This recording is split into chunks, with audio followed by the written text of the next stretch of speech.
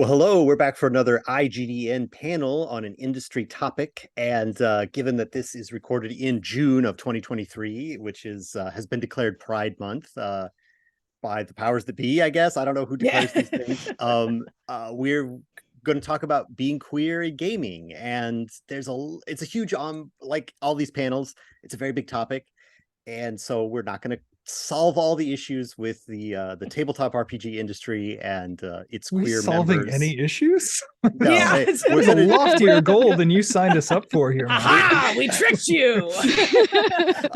I didn't say we're going to solve any issues. We are not going to Yeah. solve the whole problem of the industry, but I do have a story to get us started, which is my kind of starting point into this topic, which is I have a friend, and I've worked with this person, they went to a con, and after the con, their takeaway from the con is like, oh, I forgot, conventions in tabletop gaming are not for queer people. And it breaks my heart, right? Because I'm like, I can't tell you you're wrong because that's the experience you had. But also I'm like, but you wouldn't have gotten that experience at my table, but then I wasn't there. They weren't at my table, you know? Mhm. So I, I say that story only to say that like that's part of the inspiration for this conversation is we may not be able to solve the problems of representation and acceptance and equality, but we can probably as game creators do better than we're doing now. And so I wanted to convene this panel to talk about this topic and kind of hit it from a couple different perspectives. So that's my introduction. So the first kind of question is like, I want to kind of talk about the games themselves. Like we all make games, and what is kind of like what makes a game that is safe, that is welcoming, that is that is does it is it enough to put a label on it that says like, a queer creator made this game, is and then the content can be whatever, or how do you make the games themselves welcoming, inclusive? Because I'm not sure I know. I'm not sure I know the answer. What are your perspectives on that kind of question, starting with what you put together, you know? I feel like there's two kind of ways to I go didn't even about it introduce you. personally. I should introduce you. Oh yeah. Speaking should do now, introductions. taking the forward. The cart is- before the horse here. I did. Now that Krystal Norton is speaking, I will introduce Krystal Norton as a game designer and has opinions. Please, Krystal, continue with your opinion. Like I said, I think there's really two ways you can look at it. You can go super hard into it. So you can go like the thirsty sword lesbian route. You know, it's super queer. Or you can make more of a system agnostic or setting agnostic kind of situation where you say your characters can be whatever they want. I tend to go that route personally because I may be queer, but I can't write a super queer game. It just doesn't work. I try, it doesn't work. But if I make it so, say, hey, your characters can have pronouns, you can put their sexuality, things like that. By putting it on the sheet, it allows it to be more inclusive. Well, great. Someone else speak, and then I'll introduce you. We have to speak before we're activated, right? Before you introduce us. All right. Well, James jumped in next. So this is James Kerr, and James is the creator, owner of game designer Radio James Games. And Yes. James, what do you have to say? I don't want to deconstruct what you said too much, Matthew, but I think there's a difference between trying to give a queer bent to your editorial content within it or mechanically, and trying to publish under kind of a safe structure or a welcoming structure for the community. And those are two different missions. But I think for either one of them, it's important, and speaking as a fellow, it's important to understand the privilege that you're bringing into the content, especially if you're in charge of writing it, and make sure you're reaching outside of your experiences in your community to other responsible people to gauge the prejudices or whatever else you might have that you are not even aware of. Because none of us as writers or as publishers should be so arrogant as to imagine that we don't have our own little hiccups. And it's important to lean on the community to make sure that the space is made safe for not just you, Because if you say, oh, I'm not bothered by that, well, that's Right. not important. That's not really what we're after. We want it to be an inclusive space, and one person is, I'll say, incapable of minding all of that, which I think is part of the importance of a sensitivity reader, which often gets maligned or overlooked or pushed to the bottom of the budget. I am humble in the face of my wonderful sensitivity reader, who corrects me on things that I had no idea about. And she'll return to me notes, and I'll say, oh no, I'm so embarrassed. But it's so how do you make a text safe? Well, a lot of these games deal with necessarily and sometimes intentionally upsetting or dangerous content. How do you make it safe is, I think, two-pronged. You arm yourself within the game with well-researched safety tools that you're aware of in the community, and understand that is always a work in progress, that whatever safety tools we have today, we could have completely different ones tomorrow as we continue to learn. And also, I'll just return to the importance of stepping outside yourself and seeking help from the community and accepting that advice. Yeah, I agree. I'm kind of going to say the same thing almost like James was going for. It's just education. As an older lesbian, I have to talk to younger people to double check, because when I started and I came out, like, our lingo was different. Things are different now. So like, if I don't know, I always have a younger generation there, or, if there's ever questions, I'm always going to ask, like, hey, is this correct? Is this does this make you feel uncomfortable? Like, how can I reword this? So it's all about just educating yourself and being confident enough and comfortable enough to be like, hey, I don't know. Like, it's okay. Like, as long as you're educating yourself, that's totally fine. It's when it becomes an issue is when you don't want to, and you're like, no, I should know. Like, just don't always assume, you know what I mean? Right. And that was Liz Marr of Attack from Mars Games, who spoke just now. And I know you may have a slightly different perspective, because I know you work in board games more than role-playing games. So I'm really glad that you're on the. I want to. I have the story in mind that I want to share, and I talking about, like I did before, about labels that, like, you just put it on the box that say this is a queer designer. And I worked as the IGDN convention coordinator last 2 years, and so I was the person that was there, and I'm selling the games, and one of your games is on the shelf. And I mean, I sold it to more than these two couples, but there were two couples who came, and I remember them so clearly because, like, both of these couples, I didn't interview them about their sexuality, but they presented to me as, like, these two guys are together, and then on a different day, these two ladies were together, right? And they were like, oh, this game, what is this game? And it's like, it's like a weird, like, card game where you kind of try to embarrass your friends, and they're like, oh, we will have so much fun with this. And it's like, I've never seen people more excited for your I've even forgotten the name of it now. It's not the Summoned. It's not the Demons Pack. That's the with it.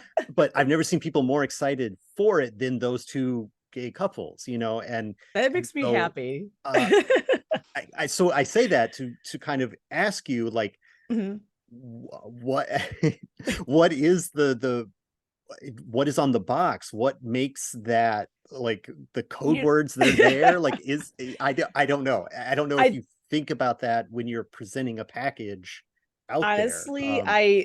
When I'm trying to present a package, and when I'm trying to even like make a game, I'm trying to think of it in a standpoint of everybody needs to feel welcome. And I go as far as, like, so mine's a party game. I know that's a bad word, but it's a good. They're very popular. They're very popular. Yeah. But, like, I don't involve, like, it doesn't say drink a beer or take a shot. So if you have a friend that doesn't even drink, like, they can take a shot of hot sauce, you know what I mean, as a dare. Like, I try to make my games inclusive as much as possible, because you always have a friend that doesn't drink. You have a friend that obviously, is you don't want to have to like kiss somebody.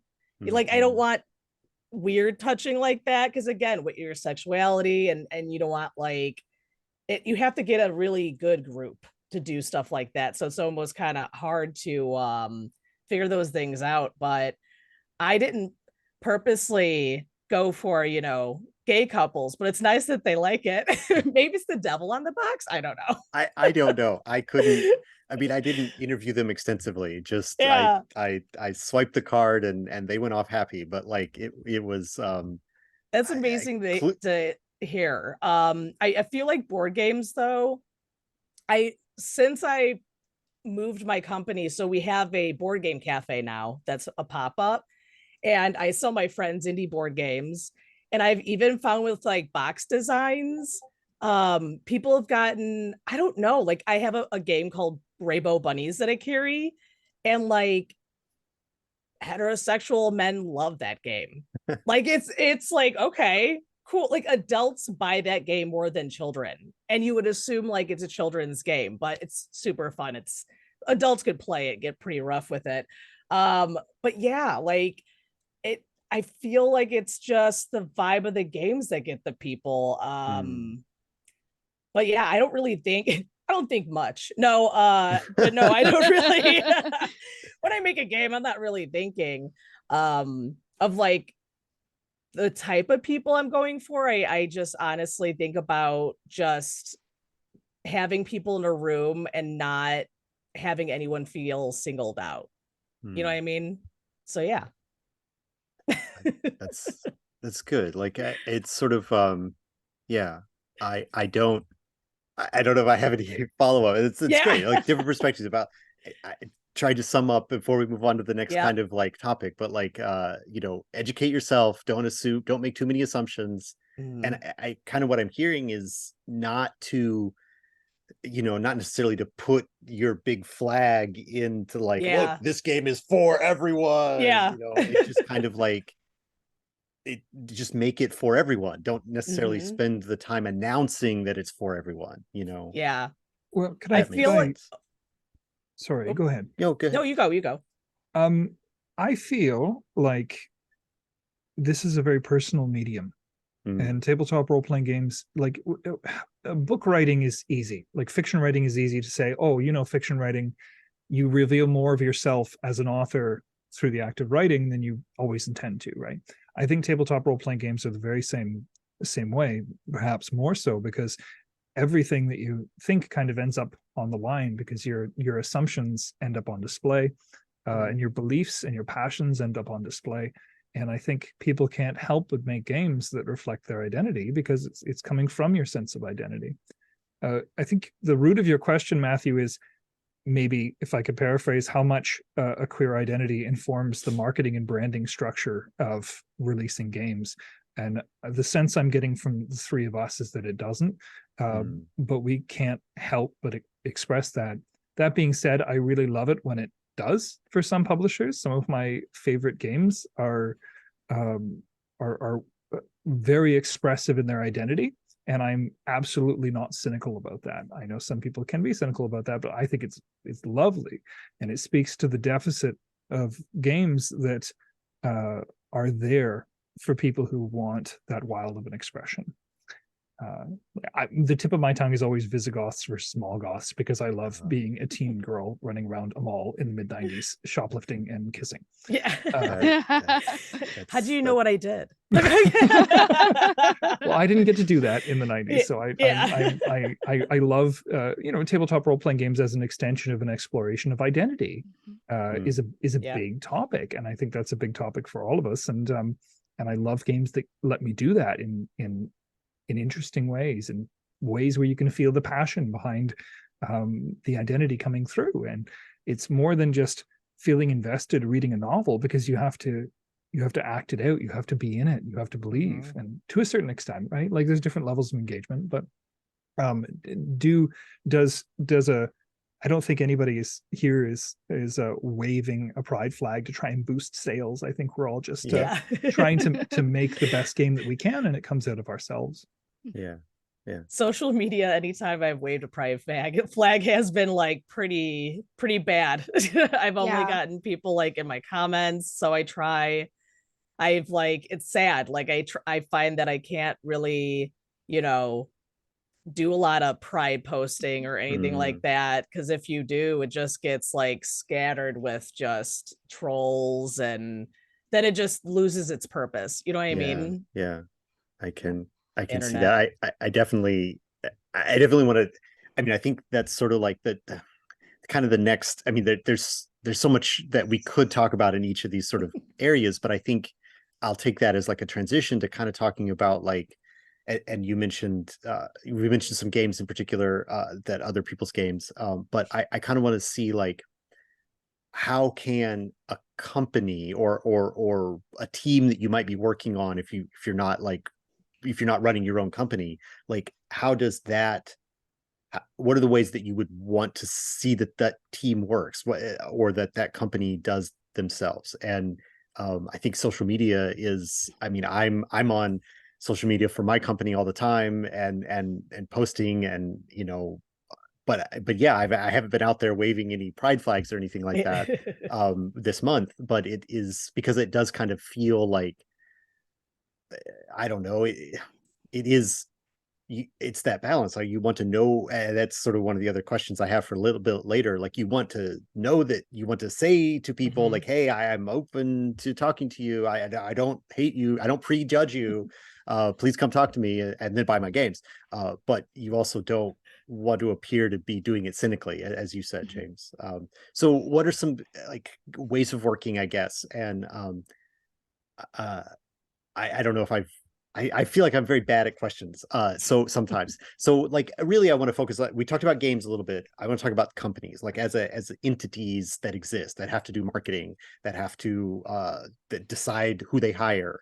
Like what are some best practices there? Like obviously I think I'll submit that like one step to making better is to hire queer designers to work on your games, and to put so that the game is like we were saying before, it becomes a queer game because it was made by a queer person, not because you're trying to put rainbow colors on the outside of it or something like that. What other things can you share on the topic of working from a company standpoint, like making your company welcoming and inclusive, like the behind the scenes side? I think one of the big things is definitely hiring queer writers to write queer content, and hiring trans writers to write trans content, things like that. Big proprietor of hiring people to write the content they know. We see it all the time in Hollywood, and it's always kind of that big back and forth of, should we hire trans actors to play trans roles and all that kind of stuff? Will they get the message across? Yada, yada, yada. But with writing in particular, especially in like the tabletop or even in books or anything like that, if you have the resources to hire someone who's queer to write queer content, do that, because they're going to tell a better story. Well, could I expand on that a little? Yeah, please. You wouldn't hire you wouldn't hire a historian of Scottish history to write about football, right? No? You would hire. I mean, you may, but like the point is, in writing in general, if people don't know what they're talking about, it's going to come through, right? But I don't know why the sense of writing authority falls apart when you're talking about identity politics. I don't know why that's the line at which people draw and say, well, you don't have to be gay or trans or what have you. But it just, in common practice, you hire people who know what they're talking about, typically, hopefully. But I mean, I don't know how big you guys are. I'm a small company. I'm mostly just myself and whatever freelancers I can grab, and pay on a project basis, and hopefully throw them as much as I can. I don't know how much this wrecks your question, but to me, it all comes back to community. You surround yourself with good people. I don't know about you, but just about everybody I surround myself with is queer or some variety. Like, it's just in terms of, you work with good people first, and you work with responsible people, and you surround yourself and you try to leverage what people are good at and what they know best of, and that's, I can't keep, you know, queer writers away from my games if I'm going to hire a writer. So how do you, I've never had to go looking for somebody based on their identity, because you keep a diverse pool of people who are really great people, and there's always going to be somebody there. But in reference to your earlier question, or one of the things you said earlier, as soon as you identify yourself as queer in this community, especially online, you put a target on your back. And people get angry. People you don't know get angry at you. People who you don't know start sending you incredibly vitriolous messages. I don't know if vitriolous is the word, but horrible messages. They say horrible things to you. You know, as soon as I said something identifying over social media, I had people back out of my Kickstarter. That's, you know, because it was in the middle of a Kickstarter campaign. And what do you do? What do you, well, I am happy to have people to not take people's money who are going to get upset over anything as banal as that. I wish that the world were different, but what can you do? Well, you can surround yourself with a community of safe people is what you can do.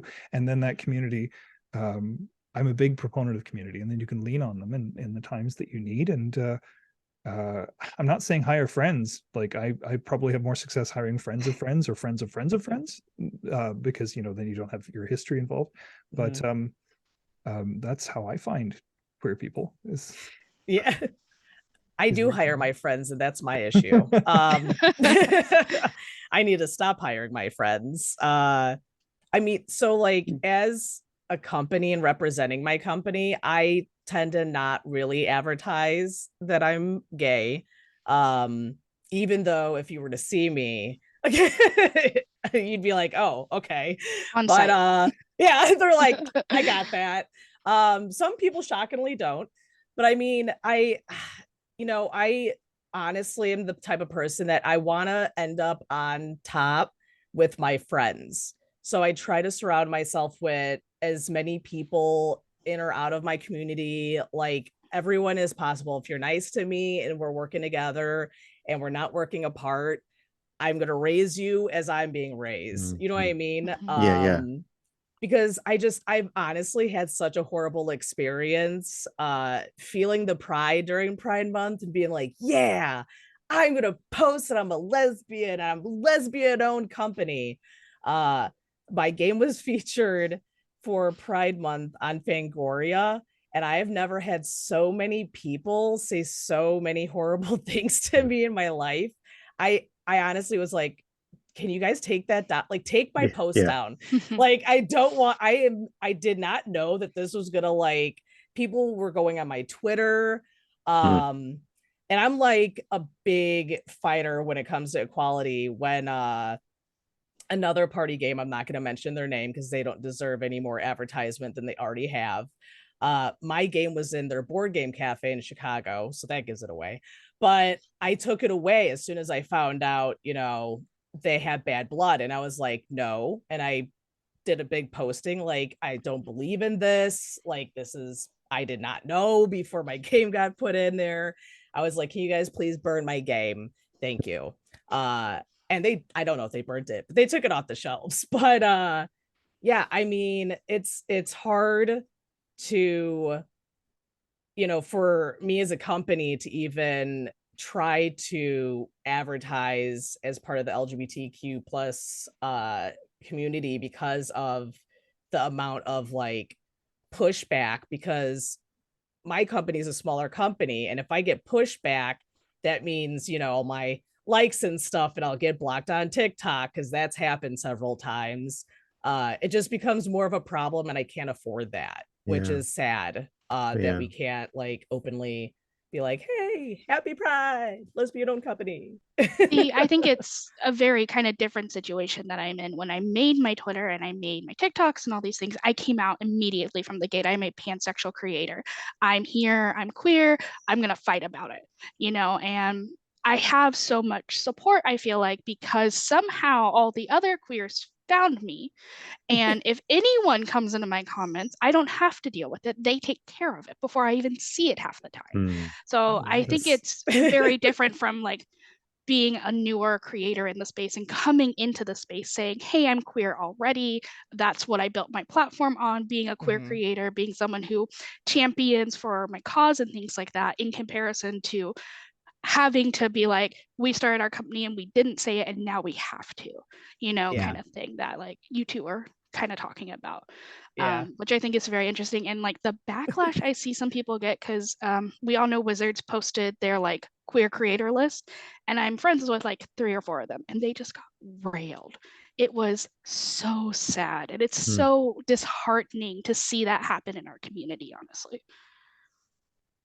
It's I don't, I mean, that's the can't solve all the problems part of this. Like I don't know where that animosity comes from. Matthew, I hate to break it to you, I don't think we're going to solve any problems today. I said that from the beginning. I didn't promise to solve problems. Isn't that how you solve it? You give them a Snickers bar and then then they're better people. I saw that. That's I hungry, saw that not commercial. There's hangry. It's okay. James, you said something before when we took a brief recording break there. And you said something in the interim that I feel is really important and kind of can serve as a transition to the next part of the discussion that I want to have. Do you feel you can recreate what you said there when we were recording, or oh, I don't know. Let me see if I can try. You see, I think I should admit that I am the membership coordinator for the IGDN, and I believe very thoroughly, one of my missions as part of the membership coordinator is to make sure people are aware that they can be a member too. And that if you have an interest in being a tabletop role-playing game developer, or if you're just a freelancer, or you just want to be involved, or you just want to take a peek into that world, then I would encourage you to apply for membership. Even if you don't think you've got much in you, but if you have that passion, if you have that interest, then please apply. I spent about 15 years in the non-for-profit space running a campus community radio station as the program director. And I often think of it in the same terms, is that people would come and say, oh, am I allowed? Am I allowed to be on the radio? Well, of course, you're a part of the community, you're allowed. And the same thing happens in tabletop role-playing games, is people think, am I allowed to have these dreams, to want to do this? And this happens an awful lot with queer folks who might go to a convention or two and feel very unwelcome. There are definitely conventions that are welcome. There are definitely tables that are welcome. There are people that are welcome, even at a convention that might not be. And those are hard waters to navigate. And it's easy for especially a young person to feel that this isn't a space they can occupy safely. And my sincere hope for this recording, which may be a little bit lofty, maybe we are solving social problems here today, is that someone will see this and see themselves and say, oh, I can be queer, and I can be a creator, and I can maybe do these things and get into this space, and it can be for me too. Because even just posting this video, we've talked a little bit about the dangers involved. Even just posting this video is a little bit risky, right? It's always a little bit risky. But you put yourself out there, at least for me, I can't help it. I consume all this stuff. I play these games. It's wonderful. I want to put them back out too. And as putting them back out, they're going to carry my identity with them. And I can't stop being who I am. And sometimes you have to fight for it, even if it's unfair. That's true. You fight for it to make it easier for the people behind you.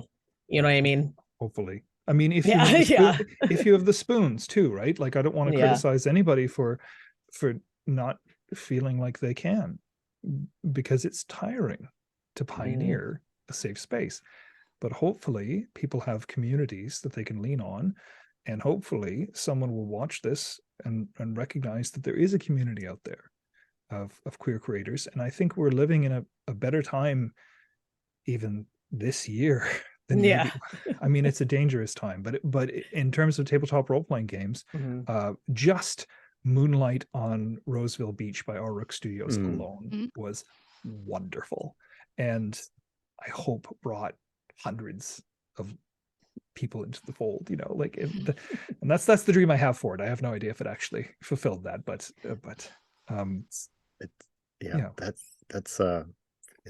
there's a actual play that it was recorded. I'd need to catch up of that and to experience that game. You said it very fine. You said you didn't think you could recreate, but I think you did better. I think you said it even better. That is the hope of this video and assembling the panel and having this conversation. And so I think we've kind of talked about pride flags, and we've talked about like that sort of signaling of like, I declare this to be a safe space. But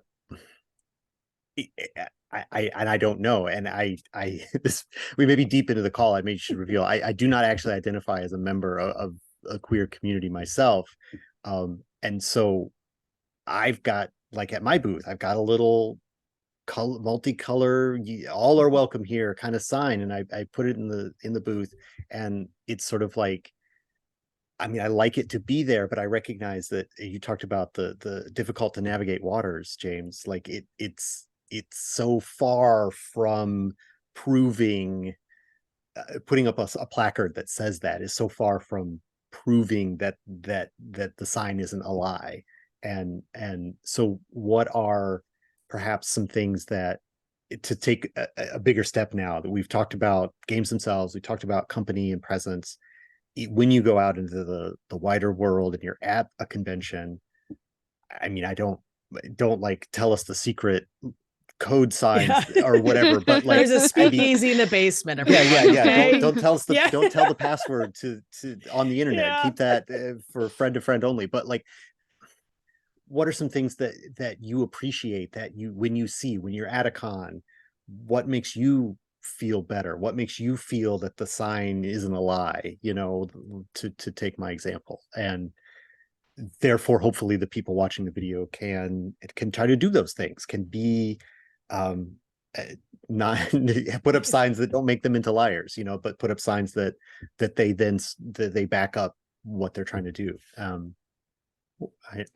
don't know what are, maybe there aren't things, maybe it's just maybe I don't know what is best practices for going to cons and being out in the world where there are so many more people like that you know, they're the ones who were sending you the nasty emails like we talked about.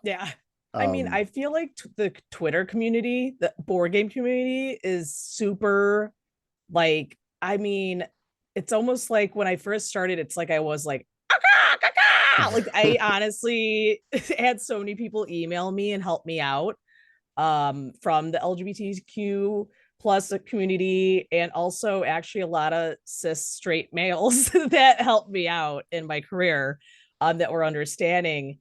And they also helped me find these safe spaces at conventions and connect me with other like queer creators. And like, that's a good spot to start, honestly. Like, you could tell the people on Twitter that are cool, but I mean, the board game community is so cool. And I've had nothing but great experiences with that community. I've had mentors out of that. And honestly, like, people have been like, hey, you know, I'm queer, I'm going to this convention. I'm have a hotel, but I have an extra room or something. Like, I'm not going to room with like some rando, but would you like to room with me? Would you like to experience these games with me? I honestly think that doing that, and if you're a person that has a lot of anxiety, like I do, if I don't pre-plan my trips, and I have horrible ADHD. So if I go to a convention, I don't know anybody, I'm in sheer panic. I'm like sweating on the inside. But I mean, like, getting to know the community and interacting with people and having those pre-plans so you feel safe, I feel is very helpful for anyone who's even looking to talk to people. Like, I've had people reach out to me on my DMs and I have no problem helping out. unless I'm crazy busy, but I'll still respond. That's my take. That's great. I think that the tabletop in general is such a small community, Yeah. even though it's big relative to any individual. It's still so small relative to like the movie industry or Yeah. I don't know, state government or something. It's just not that big of a community, and so I think there's so many opportunities to be the helping hand that helps. Okay, hello, young fresh face in the industry. Let me show you, not necessarily young, but like fresh face in the industry. Like, let me show you the ropes. It's so important to have that. And now when you feel established, to be that for someone else. That comes up all the time when I talk to people. So that I'm glad that you said that. Krystal, do you have anything that you look for or like to see or want to see when you go to a con? Like, what is... So I am very new in this space. I've gone to maybe 3 tabletop conventions in total. I go to a lot of anime conventions that have tabletop spaces, at least. I do, and in those specific, the 2 cons I'm specifically talking about that have tabletop spaces as well as their anime spaces, I find that creators who just even have the sign and are just willing to talk about queer creators at their table is almost enough to make me feel safer. At a recent convention I went to, the tabletop table also had like a gamers like ribbon. It was really cute. So just like having things like that and being willing to talk about it and be like, oh, we're not queer, but we know X, Y, and Z is, and here's their, item and things like that, is really just kind of like a nice thing. And just being genuinely nice people is helpful and stuff like that. I don't mean to cite a trick, but when a convention has pronouns on their cards, that immediately makes me feel a little bit. I'm like, oh, okay, you obviously care enough to make that stance. Then that makes me feel a little bit safer. When they call out that they have someone that you can go to for complaints or for concerns, and that they've made efforts to make sure that that's someone who at least appears safe. They're not like, Gary is in the back with a lead pipe and he'll hear your complaint. You know what I mean? So if they're making public announcements about it, it helps. I don't. It's nice to see safety tools be widespread, but just because they're there doesn't mean that they'll be used, or because it depends so much on the practice of the GM. But I mean, that's kind of the nitty gritty. In a more conceptual way, I guess I have a small story. I won't go on too long. I'm being very conscious that I don't want to hog the whole panel. But I was at Gen Con a few years ago, and I'm Canadian. I'm not from the United States, and the United States is terrifying. And sorry, it's full of people. We live here.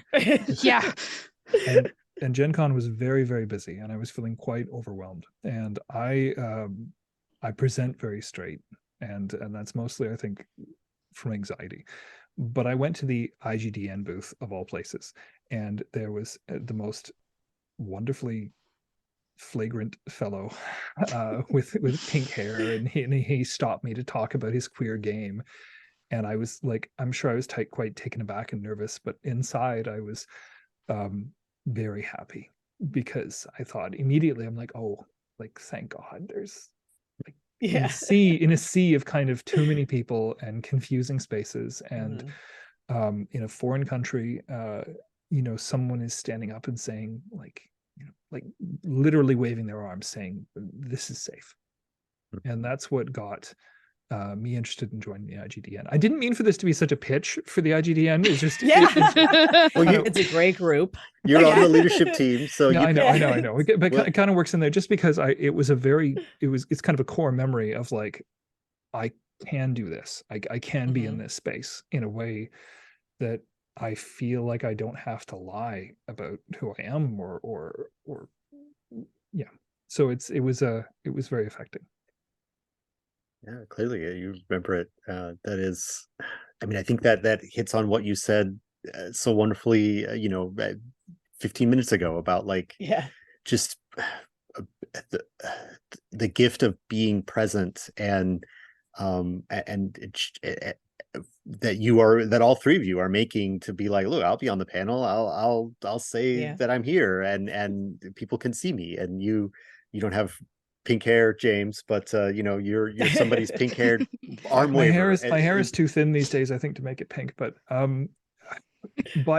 I was struck by the courage of the fellow to, I don't know much about American politics, but the state of Indiana has its adventures, and he he had bright pink hair, and he had a shirt that told me everything I needed to know, and I felt so relieved to have someone that I knew who was sticking out for me. And like I'm making myself sound so fragile. I'm like 6'4". I'm a big guy, but emotionally, like it's a whole other level here. Being very vulnerable in this. Well, yeah. I don't know if I'm comfortable with that. It's like a brain hug, honestly, when like you have that situation at a convention where you find somebody that's making the space feel safe for you, or in your most vulnerable spaces where you're like, cool, I could also do that, or oh, there's someone else in the community,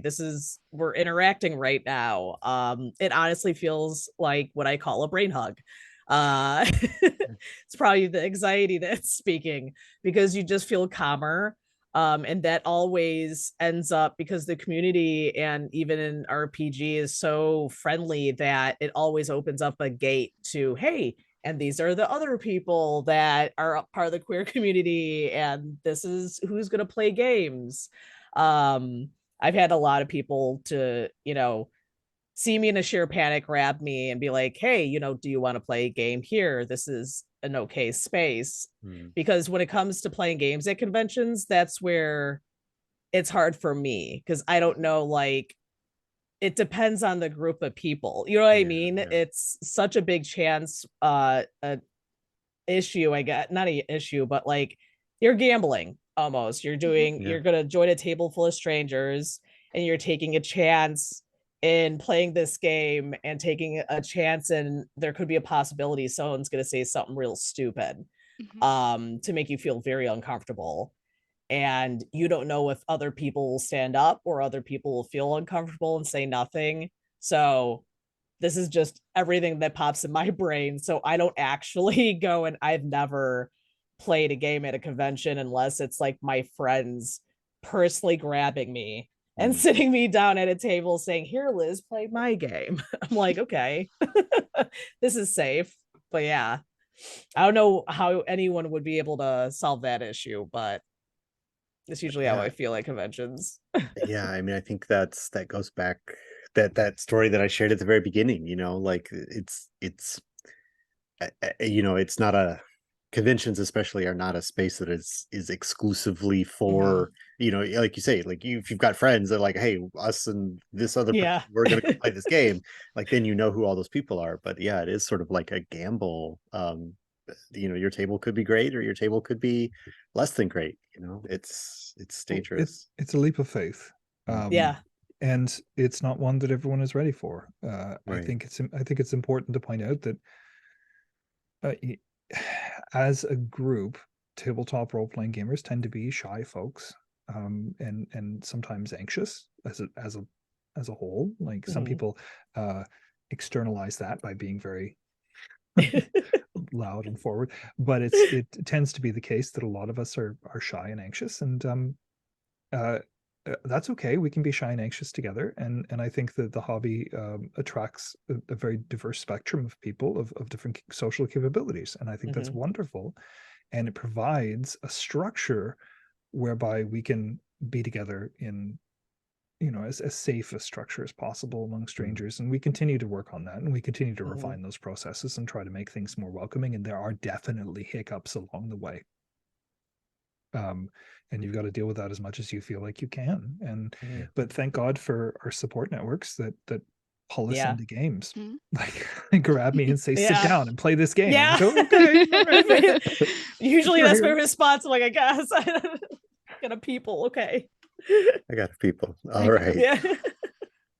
Well, I think I didn't have too many questions, and I think we've talked about all of them. So I think it might be time for, unless anyone has any sort of final thoughts, Can we you can we can. take a moment to promote and share some Yes, of our yes, that favorite is what I queer was games? saying. Like, if you've got a final thought, we could do a final thought about this conversation. But then, yes, definitely we want to, as an outro, you absolutely promote. Oh, outro even, yeah. Yeah, like a reintroduction, a proper introduction. Like I didn't give you all at the beginning. Yeah, what is, yeah, so let's go around, and I want to first of all thank you all as panelists for having had this discussion tonight at all, and been maybe more vulnerable than you expected to be. Yeah. I It's free appreciate therapy, it's good. Go big or go home. Yeah. your yeah, I appreciate your sharing of yourself and sharing your experience. And then, yeah, please tell us who you are, and again, and where people can find out more about you, and your games, if you've got games. Like, yeah, promote all the things. Promote all the things, please. Don't all go at once. Yeah. I think we're all expecting an initiative order. Okay. Oh well. All right. The point is, dice out here. Oh no. Let's go in. I I'm going to go regret saying reverse that. order of the order that I plan to introduce you. So James, tell us where people can find out more about Radio James Games and your content. Hello, I'm James Kerr. I'm the publisher of Radio James Games. You can find Radio James Games at radiojamesgames.com. We just published Fight to Survive, role-playing martial arts meets heart, which is a sad, play-to-fail 20th century gritty martial arts epic. I really like it. I'm glad it's out there. And yeah, I'm sorry. All my charm is evaporated. I've spent it all on the save you. So this is all I'm left with. You went out strong with a nice radio voice. That was it was very that was very nice. Liz, tell us where people can find. Damn it! No, I'm next. You can go last. You can go last. No, it's fine. It's fine. I'll deal with it. So my name is Liz. I have one published game and about 5 unpublished games. So it's called Summon. It is a party game, and we encourage people to actually be as slick and sly while they play it. You could find my games. We also have a podcast network and a board game pop-up, which I only sell indie board games. We're going to start actually doing RPG night, so all the RPG people here can help me trying to start to do that. But you can find us at www.attackfrommarsgames.com. But Mars is Marrs. It's not misspelled. It's my last name. Oh, perfect. Yeah. And Krystal, where can people hear more about your projects? Yes, so I'm Krystal. I'm well known by my actual username, so GingerGeekGal56. I'm a new game developer in the space, so I have a single game up on itch, but I have a Kickstarter that starts in October for a game called A Divine Calling. It is Buffy and Teen Wolf meets Percy Jackson. You have to save the world and also figure out how to pass your math test. Oh God, I'd die. Math. I'm already done. Liz, I think 5-1 is a pretty good ratio of like of unpublished published. I wish I was only 5-1, but yeah. It's again, don't hire your friends. If anyone wants a board game designer, publisher advice, don't hire your friends, because they'll just quit, and then you'll have a lot of unpublished games like I do, and then I always have to find people that are not my friends and pay them. So yeah, I'm planning to have a board game panel later in the year, so we have to have you back for board game advice. Yes. I forgot, at Gen Con I'll actually be speaking at a panel about horror in board gaming, so if anyone wants to check that out on Friday, 2 All p.m. right. Well, this should be posted before then, so Yeah. they'll have time to sign up. If not, you should have saw me. Okay. Yeah, you should have. She's a hoot. All right, and I'm Matthew Orr. I'm one half of Wet Ink Games. You can find us at wetinkgames.com. We do a bunch of games there, and more than 0 of the people that we've hired are queer. So that there you go. It's there's all of our games are queer. Surprise, because they were made by queer people. Thank you again for this panel. It's been great to talk to you all, and yeah, Thank you for having us. Yes, thank you. I think James, you said it so well. You're allowed. You're allowed. Yep.